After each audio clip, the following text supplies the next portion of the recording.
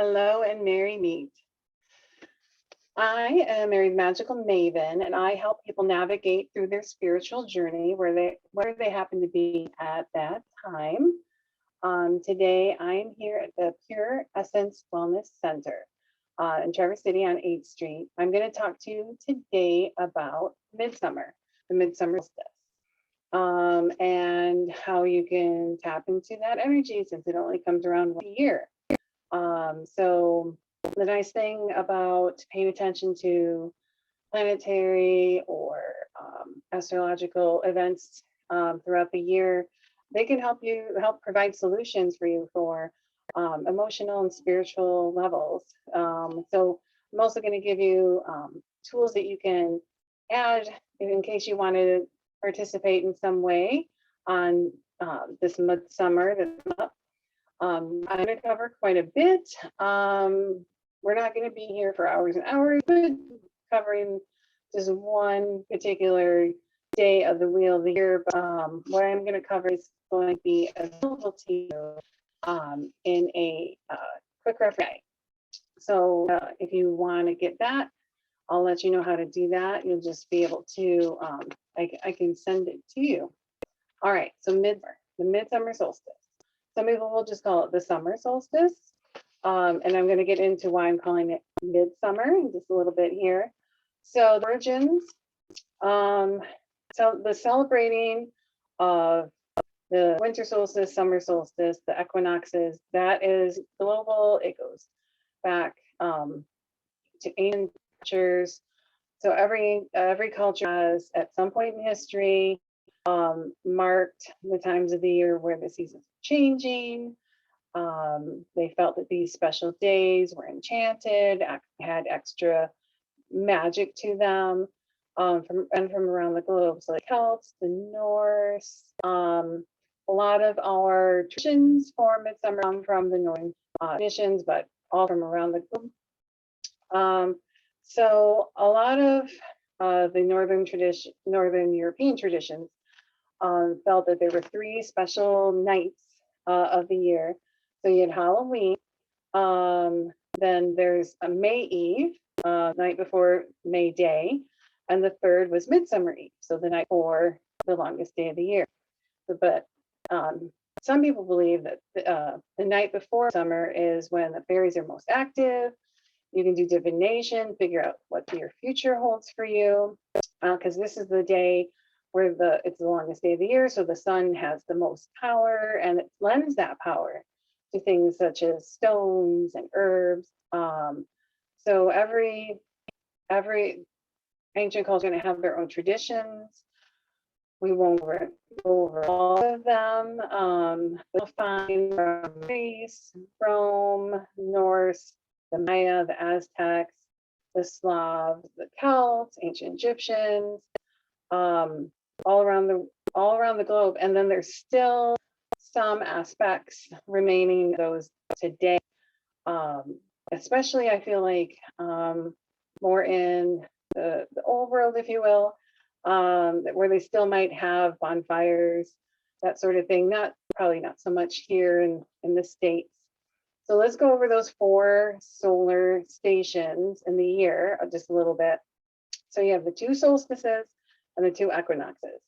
So the summer solstice is the longest day of the year here in the northern, I'm talking northern hemisphere. And then the shortest day is going to be, or longest night, if you want to think of it, as the midwinter solstice.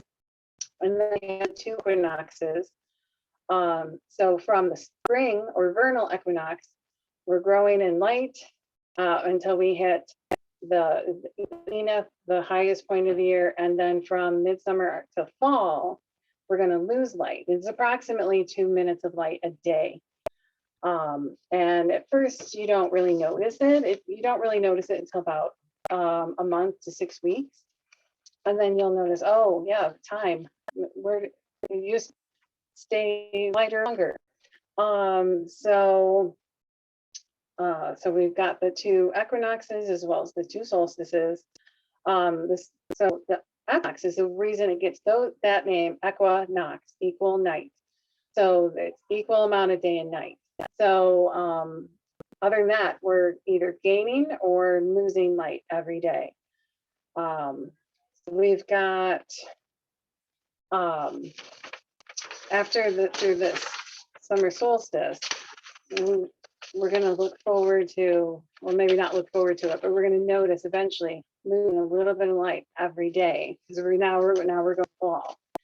So why am I saying midsummer as opposed to here in the States? The calendars always say it's the first day of summer, and I will tell you where I live, it didn't really get hot until the last couple of days. So for those of us that are living at like the 45th parallel, it feels like it just started, like summer just started. But you think of it as, astronomically, we're talking about how the spring equinox, that's equal day and equal night, and then we're going in light, and then we're going to lose light until we hit the autumnal equinox. So midsummer is that midpoint. So that's why you'll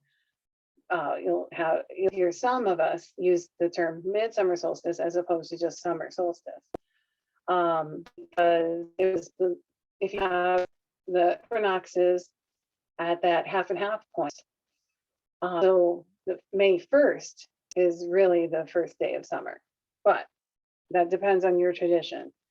All right, so in prehistory, the evidence of people marking the stations of the moon, the stations of the sun.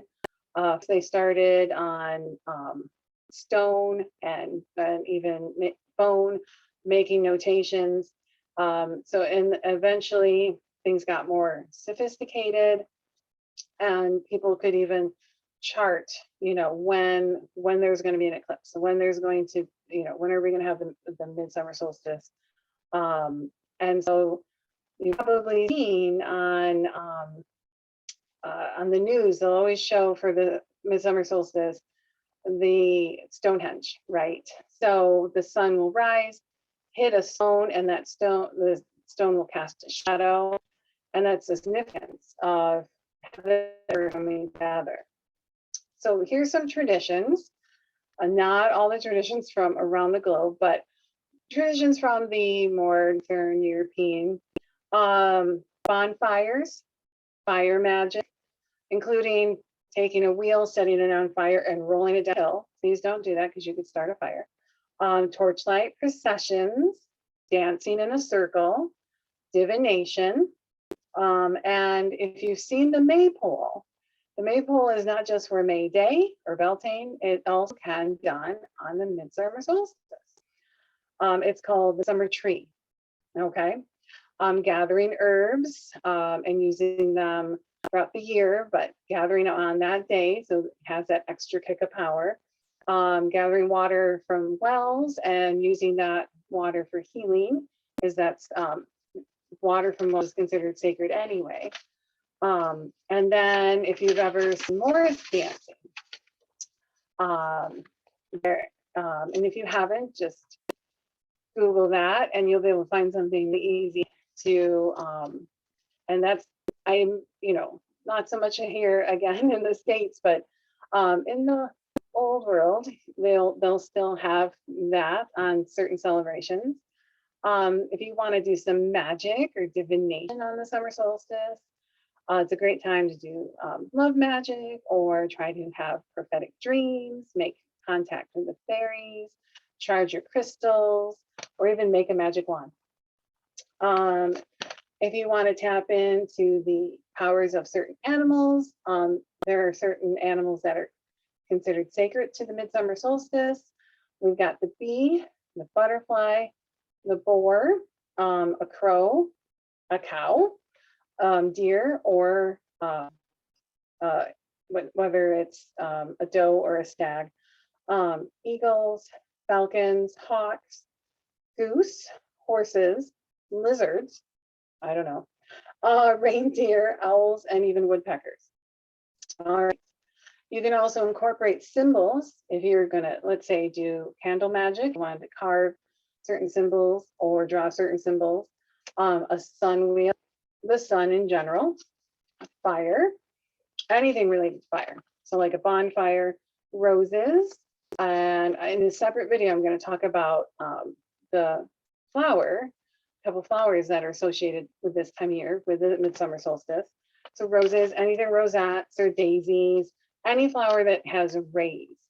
So if it has that center and then it has all the petals, any of those flowers are considered associated with the sun and therefore the summer solstice. So equal armed crosses, because you've got the two equinoxes and the two solstices. So you've got an equal arm. And again, more fire with torches. Going back to fire, a lot of the colors for midsummer are going to be fiery, but you can also use white, gold, and of course red and yellow, very fiery colors. If you'd like to add some gemstones to your magic, like, so let's say you've got your candle and you want to put some stone around it, you can use tiger's eye, clear quartz, topaz, or even amber. So what kind of energies do you want to tap into during the midsummer solstice? Power in general, because anything you want to add a little kick of power to, creativity and inspiration, love, divination, and that solar, more masculine energy, healing, and then also think of prosperity, you know, because fertilization was a big theme back when your life depended on what your crops, how well did your crops do. So abundance does not have to just be money, it can be abundance of anything you want to bring into your life, say more friends. So that was a lot, I know that, but again, I can send you a quick reference guide. It's going to highlight what we covered there. So you can send me an email or just leave a message below to let me know that you want that, and I can send that to you. And I would love to hear, what do you do for midsummer? What are your traditions? What are your practices? How do you celebrate? What kind of magic do you use? So feel free to share that. Just comment below. And if there's something that I covered and you'd like me to go into more detail, let me know that too. If you have any questions, and feel free to share this video with anybody that you feel would benefit from it. So happy midsummer, farewell, and blessed be. Merrie Park.